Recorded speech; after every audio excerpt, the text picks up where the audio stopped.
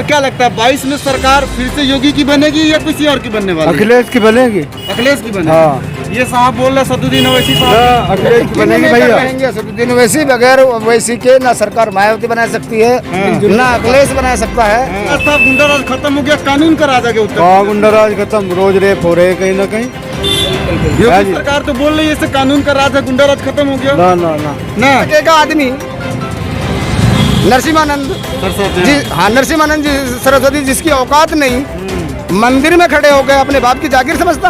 अरे धर्म स्थल सबका होता है, सबका। सियासत में नफरत दे रही है। हिंदू बुरा नहीं है, हिंदू कोई भी बुरा नहीं है। मेकर तो बनेंगे किंग मेकर, सरकार बनाने में किंग मेकर बनेंगे। किंग मेकर बनाना चाहते। जब किंग मेकर बनेंगे तो सरकार पूछ के चलेगी, नहीं तो सरकार गिरेगी। अच्छा, उनको अब किंग मेकर बनाना चाहते। किंग मेकर बनाना चाहते। कोई भी गद्दावर नेता या कोई भी यहाँ का मिनिस्टर अगर ये साबित कर दे कि हाँ मुसलमान गद्दार है, तो 100 जूती और हुक्के का पानी हम पीने के लिए तैयार हैं। सदुद्दीन ओवैसी के आने से और उनको ये भी उनके ऊपर आरोप लगता है कि वो बी टीम है, वो भाजपा को मतलब फायदा पहुंचाए। देखिए, जो लोग कहते हैं कि ओवैसी साहब बी टीम है, वो लोग केवल अंधेरे और अंधकार में जीने वाले लोग हैं कि बी टीम की तरह वो काम कर रहे हैं। अब लोग कहते हैं वो गाली देते हैं। मैं कह रहा हूँ कोई एक सिंगल आदमी इंडिया के अंदर नहीं, पूरी दुनिया के अंदर नहीं दिखा सकते ओवैसी साहब ने एक भी बार गाली दी हो बीजेपी के कार्यकर्ताओं को, बीजेपी के नेता को नहीं, किसी भी सदस्य को एक सिंगल गाली दी हो। ये झूठा इल्जाम लगाया जाता कि बी टीम है। अरे आप बेवजह का बकवास कर रहे हो और उन लोगों को बदनाम करने का काम कर रहे हो। ओवैसी साहब एक अजीम शान शख्सियत है, कभी गलत नहीं बोलते। दलितों, SC हो, ST हो, माइनॉरिटीज हो, सबके हक और हक के लिए लड़ते हैं। चाहे वो आपका कहना है कि सदुद्दीन ओवैसी साहब आना चाहिए? बिल्कुल आने चाहिए, उन्हें मौका मिलना चाहिए, उनकी मिलीजुली सरकार होनी चाहिए यूपी के अंदर। इनसे हम बात करेंगे, थोड़ी इधर आ जाए कैमरा के सामने। क्या कहते हैं? और सदुद्दीन ओवैसी साहब को लोग समर्थन कर रहे हैं, लेकिन उनको तो बी टीम कहा जा रहा है बीजेपी का। नहीं, चलो हमने मान लिया कि लोग करें बी टीम है। मुस्लिम लीग बनी थी मुसलमानों की, वो भी बी टीम थी। पीस पार्टी बनी, वो भी बी टीम थी। नेशनल लोकतांत्रिक बनी, वो भी बी टीम थी। केजरीवाल प्रधानमंत्री के सपने देख सकता है। अखिलेश यादव मुलायम सिंह को प्रधानमंत्री बनाने के सपने देख सकता है। मायावती खुद प्रधानमंत्री बनने के सपने देख सकती है, क्योंकि मुख्यमंत्री मौजूद हो रहे हैं। लेकिन एक ओवैसी है जो मुसलमानों का गद्दावर नेता है, ओवैसी को ही अधिकार नहीं है क्योंकि वो मुसलमान है। बिल्कुल क्योंकि मुसलमान है इसलिए कौम का गद्दार है। कितने गद्दार पैदा करोगे हिंदुस्तान में? पीस पार्टी गद्दार, मुस्लिम लीग गद्दार, लेकिन नेशनल लोकतांत्रिक पार्टी डॉक्टर मसूद वाली गद्दार, क्योंकि मुसलमान लीडर हैं। सिर्फ गद्दार अगर कोई नहीं है तो हिंदुस्तान में हिंदू गद्दार नहीं है कैंडिडेट, मुसलमान सब गद्दार है देश के। ऐसा माहौल मुसलमानों को गद्दार ऐसे माहौल बनाया जा रहा है। ऐसा माहौल बनाया जा रहा है, ये दिखाया जा रहा है टीवी पे कि मुसलमान इस देश के गद्दार हैं। लेकिन कोई भी गद्दावर नेता या कोई भी यहाँ का मिनिस्टर अगर ये साबित कर दे कि हाँ मुसलमान गद्दार है, तो 100 जूती और हुक्के का पानी हम पीने के लिए तैयार हैं। तो जितनी कुर्बानी रही है आज़ादी से और अब तक, इंडिया गेट चले जाओ, जाके देख लो कितने मुसलमानों के शहीदों के नाम लिखे हुए हैं वहाँ। गिनती कर लो कितने हिंदू कितने मुसलमान हैं इस देश को आज़ाद कराने के लिए। आप इससे पहले लेकिन यही मुस्लिम समाज थे, यूपी के मुस्लिम, जो समाजवादी पार्टी को भी सरकार बना दी, बसपा की भी सरकार बनाई। तो इस बार क्या चाहती है मुस्लिम समाज? इस बार असदुद्दीन ओवैसी चाहते हैं। असदुद्दीन ओवैसी, लेकिन ओवैसी के आने से क्या सरकार बन जाएगी केवल उनके चुनाव लड़ने से? किंग मेकर तो बनेंगे, किंग मेकर। सरकार बनाने में किंग मेकर बनेंगे। किंग मेकर बनाना चाहते हैं? जब किंग मेकर बनेंगे तो सरकार पूछ के चलेगी, नहीं तो सरकार गिरेगी। अच्छा, उनको अब किंग मेकर बनाना चाहते हैं? किंग मेकर बनाना चाहते हैं। सरकार बनाने में अहम भूमिका बनने वाले हैं। कितना % चांस है सदुद्दीन ओवैसी की पार्टी जीतने की? मेरे तरफ से तो कम से कम 90%। अच्छा, अभी मौजूदा वक्त में योगी सरकार है, योगी सरकार से कुछ लाभ मिल रहा है? हमें तो कुछ मिला ना। मिला जूते, क्या मिला? जूते मिले, सड़कों पे जूते मिले CAA के ऊपर। अच्छा, लाठी चार्ज मिला है, अखलाक जैसे मुसलमानों की लाशें मिली है तोहफे में, मऊ लिंचिंग मिली है तोहफे में। ये तोहफा है हमारी घर सरकार का हमारे लिए। क्यों? क्योंकि हम जनता हैं। प्रशासन काम कर रहे हैं ना, जो गलत कर रहे हैं उसके लिए तो प्रशासन काम कर रहे हैं ना। एक काम गिना हुआ प्रशासन का, एक काम गिनाओ, 1 मिनट, प्रशासन का एक काम गिनाओ मुझे कि ये एक अच्छा जनता के हित में काम करा। किसान सड़कों पे भूखे मर रहे हैं, जो लोग महलों में रह रहे हैं, डल्लब के गद्दों पर सो रहे हैं, वो बैठ के देश चला रहे हैं। जो अन्नदाता खाने को देता है, जिसके बगैर छत के हम रह सकते हैं, एक पेड़ के नीचे भी ज़िंदगी काट सकते हैं। महल ना बना के झोंपड़ी बना के हम बरसात से अपना सर बचा सकते हैं, लेकिन नाच के बगैर हम जी नहीं सकते। तो क्या भूखे मर रहे हैं जो दुनिया का पेट भर रहे हैं। आप असदुद्दीन ओवैसी साहब को समर्थन करते हैं, क्यों समर्थन करते हैं? विकास के लिए समर्थन करते हैं या उनके भाषण की वजह से समर्थन करते हैं? हैदराबाद की तुलना कर लो किसी देश से, शहर से, हम मान लेंगे। हैदराबाद की तुलना, उत्तर प्रदेश को तो उत्तम प्रदेश बना दिया योगी जी कहते हैं। उत्तम प्रदेश बना दिया। जरा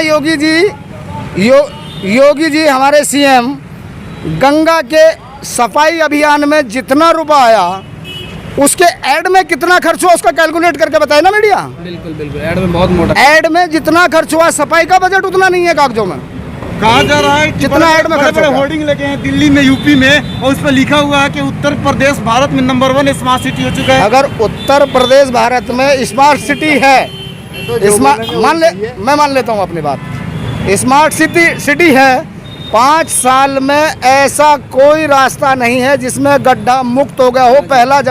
पहला सवाल था कि सीएम बनते ही सड़कें गड्ढा मुक्त कर देंगे। आज तक 5 साल पूरे हो गए, कौन सी सड़कों के फोटो दिखाऊं? सीवर लाइनों के ढक्कन खुलते हुए मैं दिखाऊं? फोटो गिरते हुए मैं दिखाऊं? मीडिया ने दिखाया कि सीवर में जिंदे आदमी मर गए। साबित मैं मोटरसाइकिल के भी गिर गए।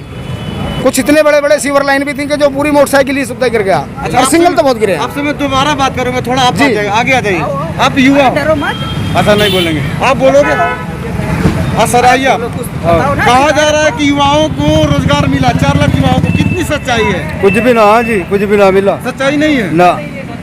कहा जा रहा है कि पहले गुंडा राज था, गुंडा राज खत्म हो गया, कानून का राज आ गया उत्तर हाँ, प्रदेश। गुंडा राज खत्म, रोज रेप हो रहे कहीं ना कहीं। हाँ योगी जी। सरकार तो बोल रही है इससे कानून का राज है, गुंडा राज खत्म हो गया। ना ना ना ना ना।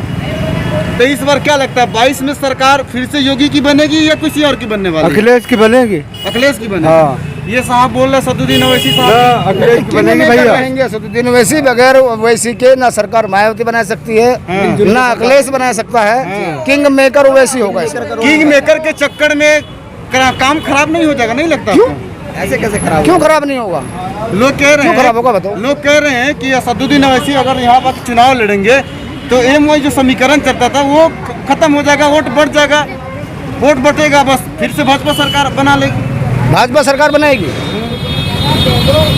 अगर ऐसा, एक मिनट, अगर ऐसा ही है कि असदुद्दीन ओवैसी के आने से भाजपा सरकार बना रही है, तो मायावती अपनी दुकान बंद कर दे, सपा अपनी दुकान बंद कर दे, सीधा मुकाबला रहने ओवैसी का बीजेपी का। सीधा मुकाबला, पता लग जाएगा किसमें कितना दम है। ऐसा सीधा मुकाबला होगा। तो अगर बीजेपी की वोट सिर्फ ओवैसी काट